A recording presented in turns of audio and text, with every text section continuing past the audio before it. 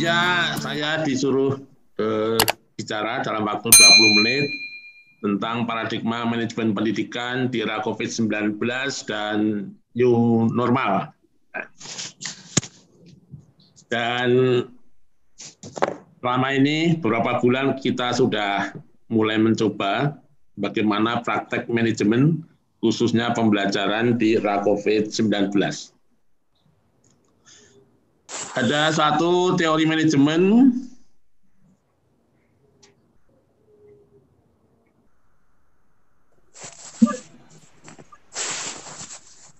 ini gimana ya?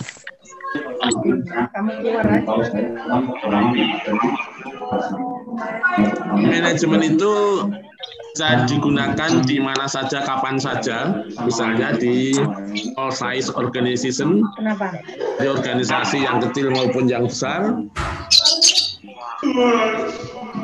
Saudara saya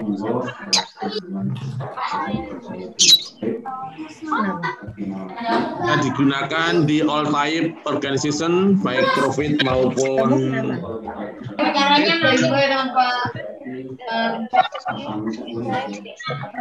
digunakan di all size organization, organisasi di level bawah sampai tingkat tinggi. Oh, speakernya.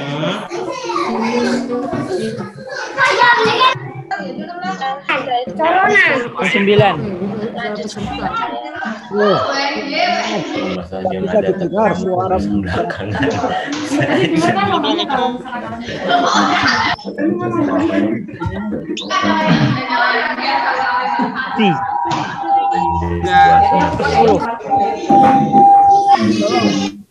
Nah, mikrofon dimatikan. Host, tolong dimatikan. Semua orang dimatikan kecuali Pak Giono.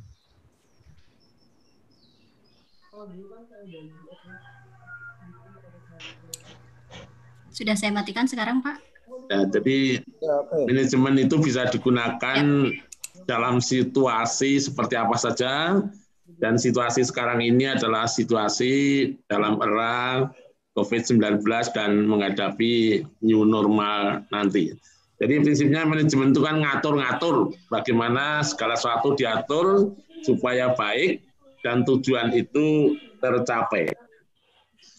Dari komponen topik ini ya ada paradigma, ada pengertian paradigma. Di sini paradigma itu adalah merupakan suatu pola pikir bagaimana kita melakukan sesuatu.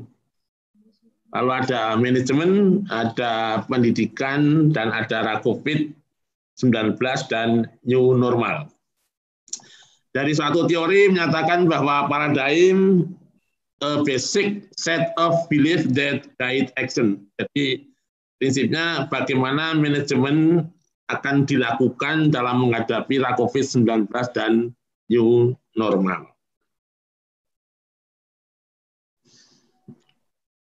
Nah, saya mengartikan bahwa manajemen adalah suatu proses pengelolaan sumber daya untuk mencapai tujuan secara efektif dan efisien. Jadi, karena di era COVID dan new normal terjadi suatu situasi yang berubah, maka cara mengelola sumber daya tentu berbeda dibandingkan dalam era yang normal. Oleh karena itu, kita berpikir bagaimana melakukan pengelolaan sumber daya yang ada sekarang ini untuk mencapai tujuan pendidikan itu secara efektif dan efisien. Nah, kalau kita lihat dari teori manajemennya Tere, bahwa setiap pendidikan itu mempunyai tujuan. Jadi tujuan pendidikannya di era kemarin, sekarang, besok tentu tidak berubah. Ya, tujuannya tidak berubah. Namun karena kondisi yang seperti ini, kegiatan planningnya, cara yang dilakukan dalam melakukan perencanaan pun juga berubah. Ya, karena biasanya melakukan perencanaan dilakukan secara berkelompok yang sifatnya tatap muka. Dalam pengorganisasian pun juga berubah.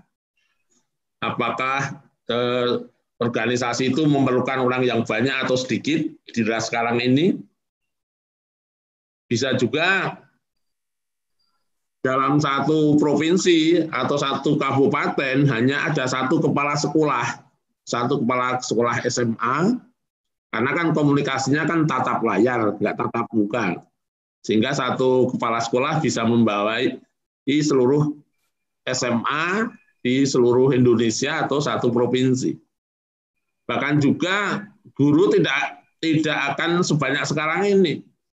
Guru matematika akan ada satu orang di seluruh Jawa Tengah yang bisa mengajar seluruh murid, karena medianya kan berbeda. Seperti pengalaman saya kemarin, bisa memberi webinar dengan peserta 1.500. Kalau di kelas kan kita hanya 20, tapi dengan webinar, dengan Zoom itu kita bisa mengajar sebanyak 1.500 orang. Ini kan terjadi perubahan yang luar biasa. Yang tadi Pak Direktur juga sudah menyampaikan, apakah gedung-gedung yang ada selama ini masih tetap digunakan untuk pembelajaran atau tidak. Jadi terkait dengan manajemen ini terjadi perubahan dalam organisasinya, orang-orangnya dari segi jumlah.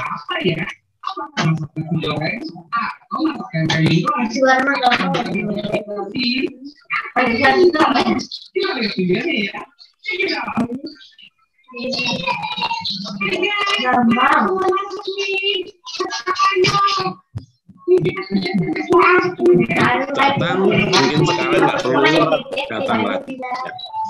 Jadi tujuan pendidikan tetap, tapi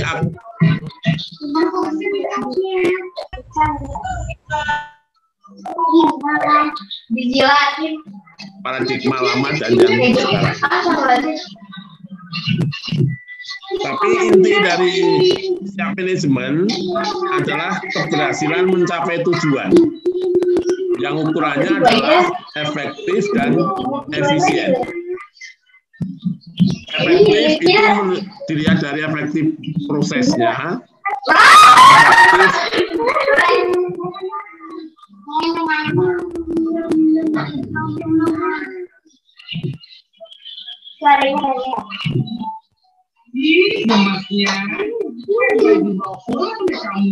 Prinsip ini juga tetap di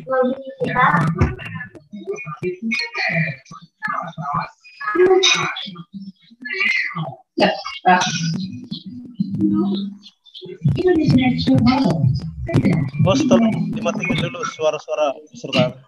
Sudah Bapak, mohon maaf Pak Sugiono, mohon maaf co-host untuk mematikan suara co-host, karena ini peserta sudah di-off-kan semua, tapi yang bisa mengaktifkan hanya co-host. Terima kasih.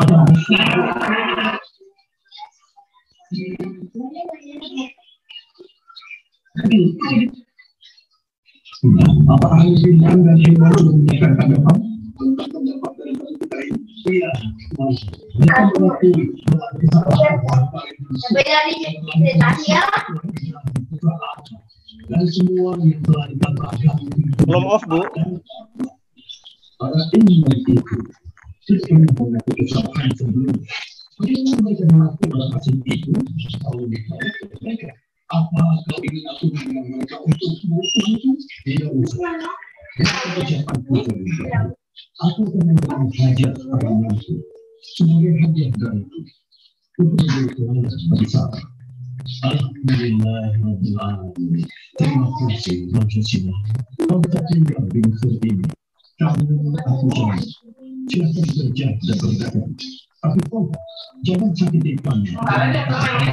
Ada suara-suara ini ya?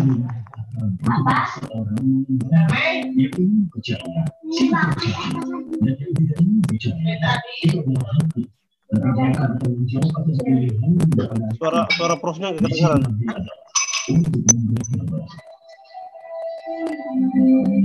Diminta minum, Bi. Mama, kakak tingkat SMA yang meninggal. Innalillahi, COVID. Bukan, itu lambung kronis. Suara Prof tidak kedengaran, Bos. Ya, makanya kata Oma Neng teh jangan kalau itu teh tetap kudu bergizi walaupun diet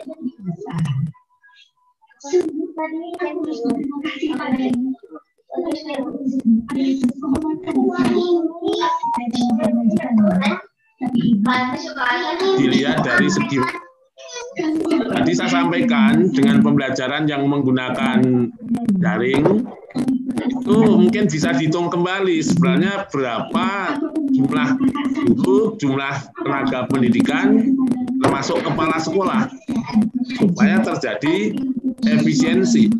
Saya sampaikan tadi bisa saja satu guru matematika mengajar murid se-DIY atau se-Jawa Tengah. Efisien yang dari segi produk adalah dilihat dari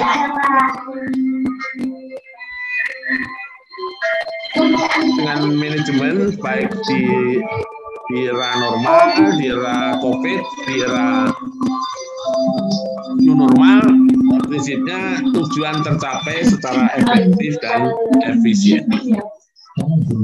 Dan dalam era COVID maupun era new normal, kan definisi pendidikan sudah ada, bahwa pendidikan itu adalah usaha sadar. Nah, ini untuk mewujudkan suasana belajar dan proses pembelajaran.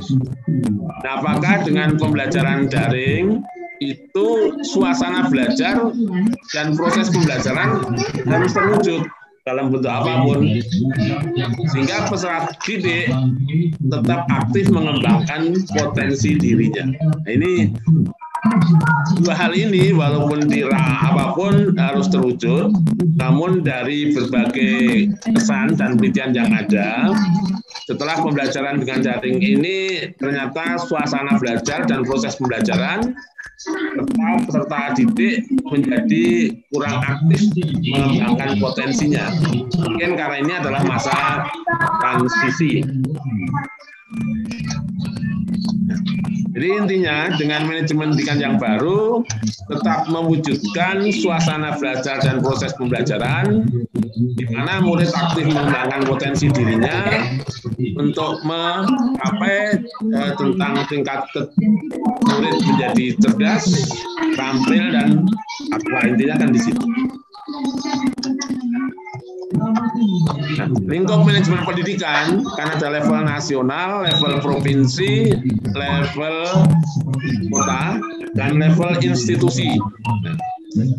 Nah, ini karena manajemen pendidikan itu di Indonesia, maka harus terjadi koordinasi yang baik, walaupun mungkin komunikasinya berbeda dengan dulu. Baik manajemen nasional, provinsi, kabupaten, kota, dan level institusi tetap harus ada jalinan dan koordinasi kerja yang baik, walaupun alat komunikasinya menjadi berbeda.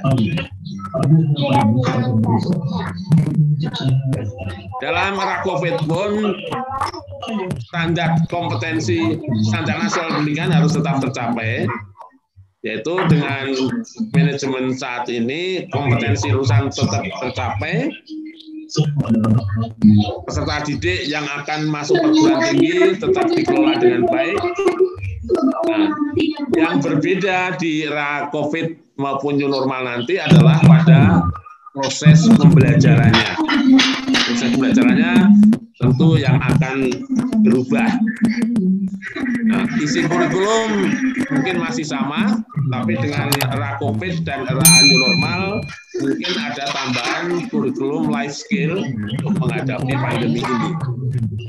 Nah, tentu juga jumlah dan kompetensi guru di era COVID ada perubahan, terutama dalam hal menggunakan media.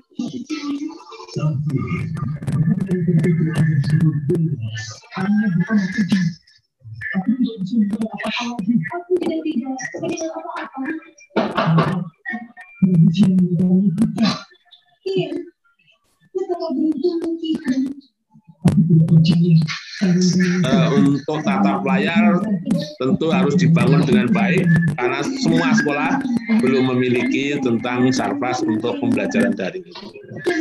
Tentu dengan ini sementara pembiayaan akan menaik, pengelolaan akan sedikit berubah. Nah ini tentang penilaian. penilaian dalam pembelajaran selama COVID-19 nampaknya agak terabaikan, maka ini perlu dilakukan. Apakah efektivitas dan efisiensi dalam pencapaian tujuan pendidikan itu naik atau bahkan banyak turunnya. Kalau SNP, kita lihat standar nasional pendidikan, itu kan standar isi, proses, ketenagaan, pengelolaan. Ya. Saya menambahkan sampai standar lingkungan, ini yang dikelola oleh manajemen. Pengelolaan menggunakan fungsi-fungsi manajemen, ada planning, organizing, actuating, dan controlling. Nah, dari aktivitas manajemen pendidikan, itu yang banyak berubah nanti adalah pertama dari segi prosesnya. Proses aktivitas manajemen, karena terjadi perubahan tidak tatap muka, maka dalam proses pun akan menjadi berbeda. Lalu juga yang berbeda adalah segi pengelolaan, ya, karena tidak tatap muka juga berbeda, dan juga dari segi sarpras maupun dari segi evaluasinya. Jadi yang saya di warna merah itu adalah perubahan-perubahan manajemen di era COVID-19 dan new normal. Karena COVID itu sebagai masalah atau peluang. Manajer yang baik tentu setiap melihat masalah dijadikan peluang. Paling enggak dengan kondisi seperti sekarang ini akan muncul kreativitas baru dalam manajemen, dalam cara, dalam sarana dan prasarana yang kita tangkap peluangnya. Jadi kalau kita lihat perkembangannya, ada dalam kondisi normal itu sebelum COVID, lalu kondisi COVID-19 saat ini masih berlangsung, dan kondisi new normal. Nah, ini terjadi perubahan situasi dari normal, new COVID, dari normal COVID dan new normal, tapi dalam manajemen saat ini belum ada manajemen yang sifatnya manajemen perubahan atau change management. Jadi karena perubahannya itu sangat mendadak, kita tidak siap melaksanakan manajemen perubahan. Dengan kondisi ini belum ada lagi pelatihan kepala sekolah, pelatihan guru, bagaimana melakukan pekerjaan di era COVID maupun di era new normal. Nah, ini seharusnya dilakukan supaya persiapan dapat dilakukan dengan baik sampai dengan implementasinya. Jadi saya menyampaikan ya, untuk manajemen di era normal itu saya namakan manajemen tatap muka. Di era COVID-19 karena ini sama sekali tidak tatap muka, saya menamakan manajemennya adalah manajemen tatap layar. Nah, mungkin di era new normal ini sudah ada yang tatap muka, saya menamakan manajemennya blended management. Ya. Jadi paradigmanya saya menyampaikan adalah manajemen tatap layar dan manajemen blended, karena kondisinya berbeda sehingga dari segi perencanaan, organizing, actuating, controlling juga menjadi perubahan. Ini konsep tentang manajemen perubahan dari kondisi new normal. Nah, ini yang tidak dilakukan saat ini, lalu langsung masuk saja pada kondisi COVID-19 dan new normal. Jadi kita kehilangan satu fase dalam melaksanakan suatu manajemen. Nah, dalam kondisi COVID-19 maupun new normal, fungsi manajemen, perencanaan, pengorganisasian, pelaksanaan, dan controlling ini terjadi perubahan, terutama supaya efektivitas manajemen tetap dicapai dengan baik, maka pada aspek pelaksanaan dan pengendalian itu yang harus terjadi perubahan sehingga efektivitas, efisiensi manajemen dapat dicapai. Nah, ini kan dengan tatap layar terjadi perbedaan komunikasi. Ini teori komunikasinya. Guru itu adalah atau kepala sekolah itu sebagai sendernya atau guru. Guru memiliki motivasi, memiliki kompetensi, dan memiliki kemampuan untuk daring. Lalu guru mengolah. Nah, di sini terjadi perubahan. Materi ajar, informasi diolah, lalu dikirimkan ke para guru dan murid melalui proses yang dibantu dengan alat-alat komunikasi. Nah, yang menjadi perubahan di sini adalah perubahan karena alat komunikasi yang berbeda mengakibatkan perlu penyesuaian dalam penerimaan komunikasi yang diterima oleh murid. Jadi guru atau kepala sekolah mengelola melalui model daring, murid juga menerima melalui model daring juga. Sehingga di sini perlu ada tambahan kompetensi penggunaan alat, kompetensi menyampaikan materi ajar, dan kompetensi dalam pengelolaan. Melalui murid ini perlu ada pengukuran. Nah, sekarang ini yang belum nampak bagaimana melakukan pengawasan dan pengukuran di era COVID-19 maupun di era new normal. Nah, jadi walaupun kondisi berbeda, tapi prinsip-prinsip manajemen itu perlu dilakukan secara efektif. Yang berbeda tadi adalah cara dan instrumen atau alat-alat komunikasi yang digunakan. Bisa terjadi dengan komunikasi itu akan ada hambatan untuk sampai dalam prosesnya itu sendiri. Nah, kesimpulannya melalui kondisi COVID-19 dan new normal itu pertama, khusus untuk kegiatan ini, manajemen pendidikan di era normal dengan manajemen tatap muka, manajemen di era COVID-19 dengan tatap layar, manajemen di new normal menggunakan blended, tatap muka dan layar.